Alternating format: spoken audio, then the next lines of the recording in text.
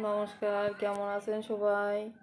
এই বর্ষার সিজন, এখন ওল আর ইলিশ মাছের সময়। এখন যদি একটু ওল আর ইলিশ মাছ যদি না রান্ধারি তাহলে তো হবে না, বাঙালি বলে মনে হবে না। তাই চলে আইসি ওল নিয়ে, আর ইলিশ মাছ, দুটো ইলিশ মাছ কুটিছি আর একটু ওল কুটিয়ে নিলাম, দেশি ওল। আর নিয়ে নিলাম কড়াইতে একটু সর্ষের তেল, ওই মাছটা ভাজবো তাইতে। তো তাড়াতাড়ি রান্ধার দরকার, কারণ এই জিনিস একটু দেরি রানলেই তো খাতেও দেরিয়ে যাবে না। এই জন্য তাড়াতাড়ি রাঁধতে তাড়াতাড়ি খাতেই হবে। মাছগুলো একটু আগে ভাজে নিই, সর্ষের তেল দিলাম, সর্ষের তেলের মধ্যে মাছগুলো দিছি, দিয়ে মাছগুলো ভাজ দিছি। ভাজে নিয়ে উল্টোই পাল্টাই ঠিক করে গুছাই গাছাই দিচ্ছি, দিয়ে তাড়াতাড়ি এগুলো ভেজে নেব। আর একদিন দিয়ে সর্ষে ইলিশ রানবানি, ইলিশ মাছের যে দাম তা খাওয়ার উপায় নেই। আর এই পাশে দিয়ে দিলাম ওলটা, একটু জলের মধ্যে ভাপাই নিলাম, কারণ দেশি ওল বললে কথা, যদি গাল চুলকোই তখন তো এবার যাত্রাটাই নষ্ট হয়ে যাবে না।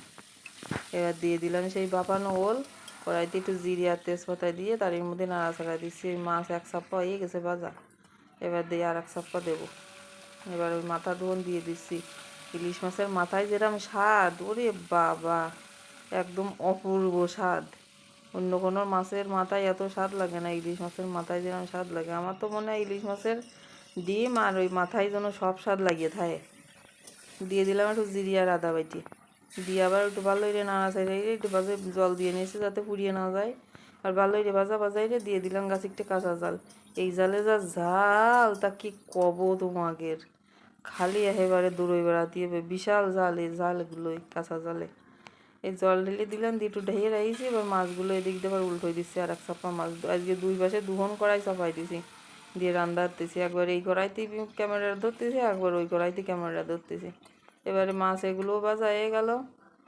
এবার দেবো সেই ডিমগুলো, তাই একটু হলুদ দিয়ে নিলাম যাতে ডিম চটপটাই না ছোটে। বাবা ওইটাই ছোটাছুটি শুরু হয়ে গেছে এই যে। এবার ও পাশে এই যে ফুটিয়ে উঠিছে, এই মাছগুলো দিয়ে দিলাম তরকারির মধ্যে, সেই ওলের মধ্যে। আচ্ছা, দেশি ওল, দেশি ওলেও যেরকম স্বাদ, ইলিশ মাছেও সেরকম স্বাদ। আর ইলিশ মাছের ডিম তো আছে। এই যে ডিমগুলো ভাজা হয়ে গেছে, ডিমগুলো চাপাই দিয়ে আমি দুই হাত দূরে সরিয়ে দাঁড়াইছি বয়তে। আর এই তেল একটু উঠোই নিচ্ছি, ইলিশ মাছের তেল দিয়েও ডিম দিয়ে আর ইলিশ মাছের তেল দিয়ে ভাত দিয়ে খাতে হবে না। তাই এই যে ডিম আর দুখন মাছ রেখে দিছি, আর এই কয়েকখান মাছের মধ্যে দিছি, দিয়ে দিলাম আর একটু গরম মশলা, দিয়ে দিলাম ভাজা মশলা, দিয়ে আর একটু দিয়ে জাল দিয়ে নিই। জাল দিয়ে এই যে সব নামাই নিয়ে চলে আইছি। এই যে ইলিশ মাছের ঝোল, আর আছে এই যে আমার বাবাটা খাতি বইছে এই ঝাল দিয়ে। আর এটা দিলাম কাঁচা জাল, একটু ভেজে নিলাম। কি স্বাদ যে হবে নেজ গিয়ে, তা আর কি কব। দেই বাবজান কি কয়, বাবজান খাচ্ছে আর আমারে কছে মামনি সেই স্বাদ হয়েছে। হ্যাঁ, তা বলতেছে কী করি এরকম স্বাদ বানাইলে। তা আমি বললাম বাবা, ও স্বাদ বানানো লাগে না, ইলিশ মাছে এমনিই স্বাদ, একদম সেই স্বাদ।